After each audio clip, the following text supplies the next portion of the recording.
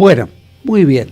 Hablando de contratos, vamos a ver que hay distintas formas de contratos de compraventa, contratos de permutas, contratos de alocación, de consumo. Hay muchísimos contratos, distintas formas de contratos y distintos objetos para contratar.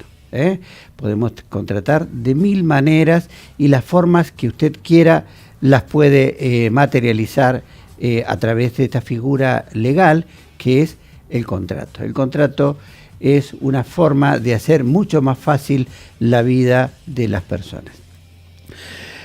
Hay contratos escritos o contratos no escritos, hay contratos onerosos, gratuitos, formales, no formales, bueno, una infinidad de formas de clasificación de los contratos de acuerdo a las particularidades que tengamos, ¿no? Pero bueno, vamos a ir viendo a lo largo de los distintos programas y a lo largo de este ciclo algunos contratos en particular, por ejemplo el contrato de compraventa, que se diferencia del contrato de locación, el objeto es distinto, entre otras formas de contratar.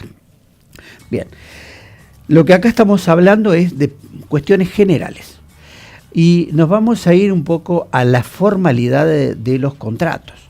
Normalmente no exige la ley determinadas formalidades, salvo en algunos contratos en especiales. Por ejemplo, sobre la creación, modificación y extinción de derechos reales en relación a inmuebles, por ejemplo.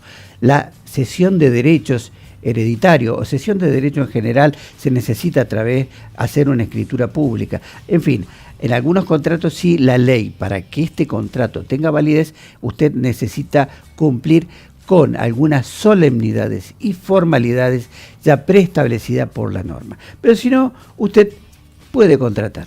Puede contratar, normalmente, como dije, es una cuestión de práctica, de costumbre, realizar este tipo de acuerdo de voluntades porque hace a la vida cotidiana y a la relación entre las personas.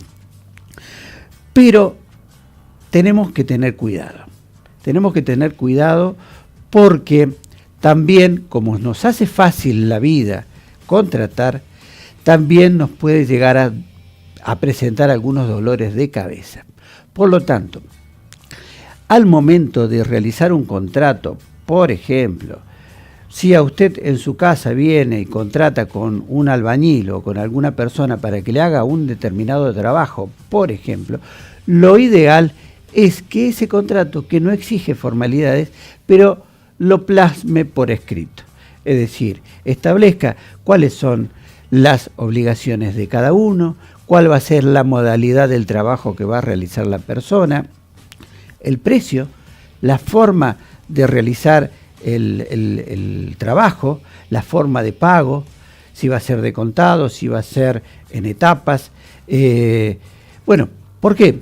Porque esto le va a permitir, en principio, porque nosotros somos muy frágiles de memoria, no importa, no es necesario que haya mala fe, no es necesario que seamos malintencionados y querramos hacer trampa en nuestros contratos, sino que sencillamente nos olvidamos a veces.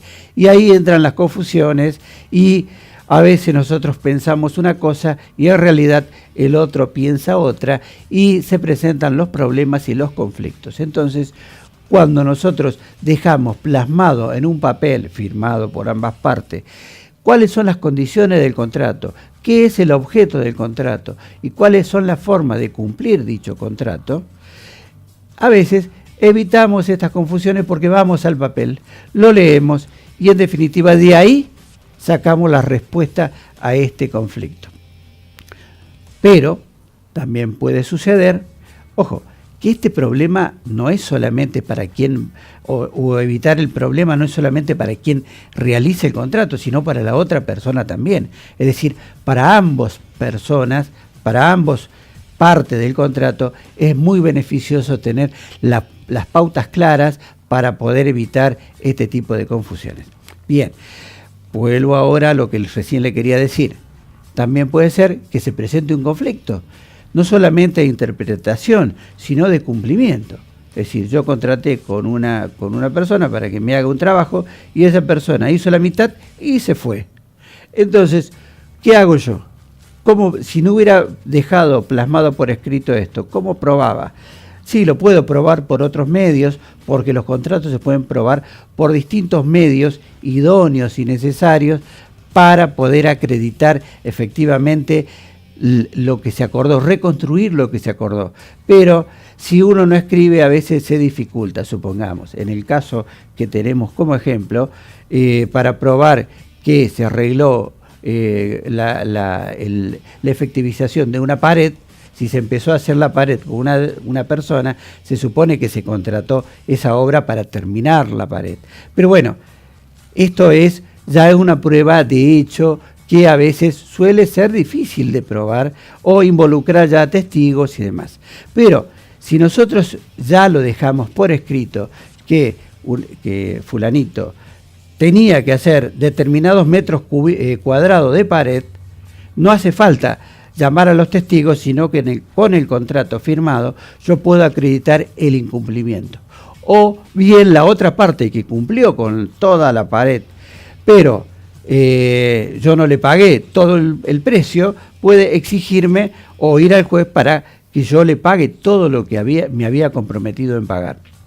Entonces, esto lo que hace es evitar conflicto y también facilitarle las cosas a aquella persona que necesita resolver, en el caso concreto, presentado determinado conflicto, llámese juez, llámese mediador o a veces llámese el tercero de buenos oficios. Bueno, esto son algunas cosas o algunas recomendaciones que todo abogado le va a plantear a usted al momento de realizar alguna contratación, que en lo posible lo haga por escrito para evitarse dolores de cabeza. Bien, como decían nuestros abuelos, las cosas claras conservan la amistad y en muchos casos dejando plasmado a través de un papel las intenciones de cada uno, podemos evitar problemas y muchas veces también no perder algún amigo que en muchos casos y seguramente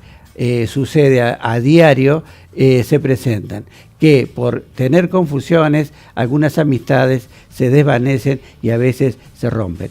Nada, es un comentario al margen, pero en definitiva lo ideal es tener los papeles en regla, tener las pautas muy claras para evitarnos los conflictos, porque los abogados estamos para solucionar los problemas, pero generalmente no se usan a los letrados para evitar los problemas, que a veces son mucho más baratos y seguramente es mucho más barato que frente a un juicio. Como decían también, como dice un dicho, es preferible un mal arreglo que un buen juicio. Bueno, por ahora buenas noches y el martes que viene vamos a continuar con Ley al Día por acá, por Agrevisión. Buenas noches y muchas gracias.